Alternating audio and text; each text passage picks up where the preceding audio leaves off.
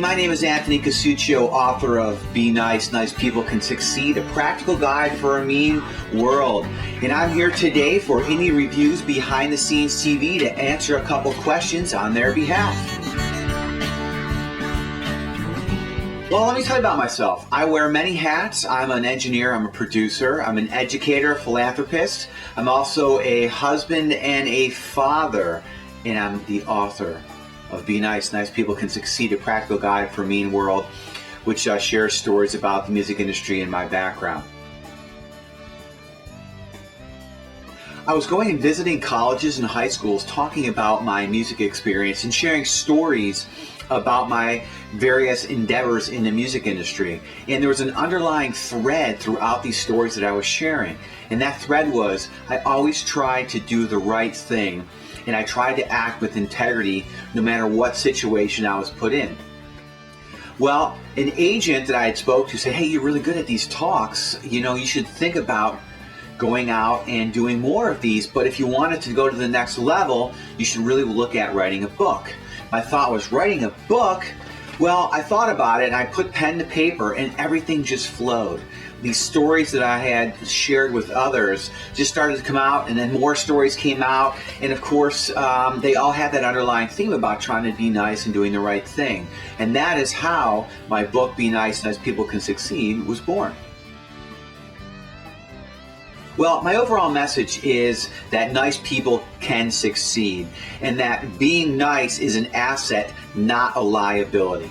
Being nice is not a sign of weakness. It actually shows strength and control. If you're in a heated situation or in the middle of a negotiation, if you can maintain your cool and your composure, you're actually going to steer the outcome of that confrontation in your favor. And isn't that what you want?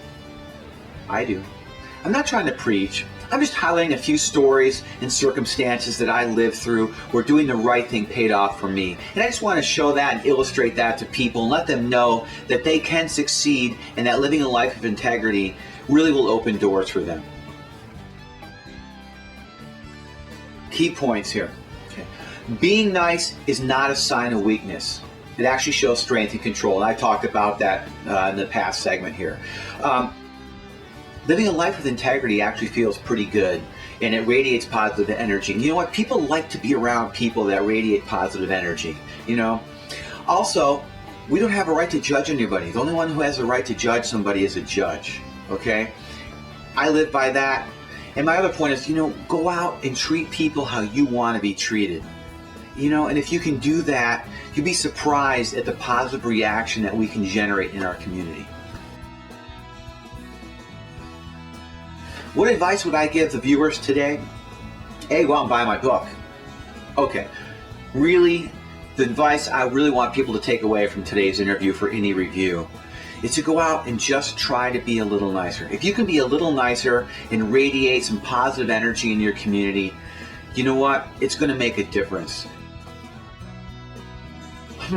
You know, I'm not much of a writer. I don't look at myself as much of an author per se, as somebody who's had some great experiences and want to share the stories. But I do have some advice for aspiring authors and writers.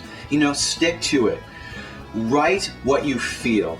And also, get your ideas down on paper or computer or Abacus, whatever you have. But get those ideas down. And don't worry about if they're perfect. You can always go back and edit those later. You can add to them, you can throw them out, you can do whatever. But it's very important to keep moving forward and get your ideas down. What is a favorite chapter in my book? You know, in my book I talk about doing a recording session with some hardcore gangster rappers. And I couldn't cancel the session. My parents had come up to visit me, and my studio was in my loft apartment. And I did this session with the rappers. They actually brought some of their girls that they represented, wink, wink.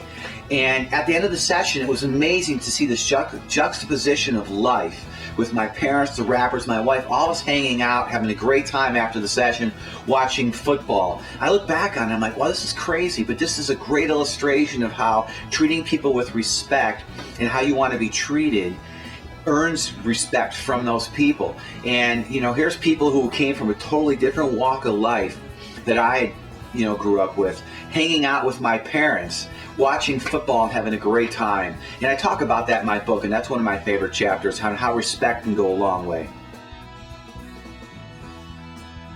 Do I have any future projects? Well, I'm always doing stuff musically, whether it's my own stuff or working on other people's projects. But I'm hoping to parlay my book into future speaking engagements. And I plan on spending the next couple months, promoting and going on speaking engagements and really promoting my book. So that's really what my future holds.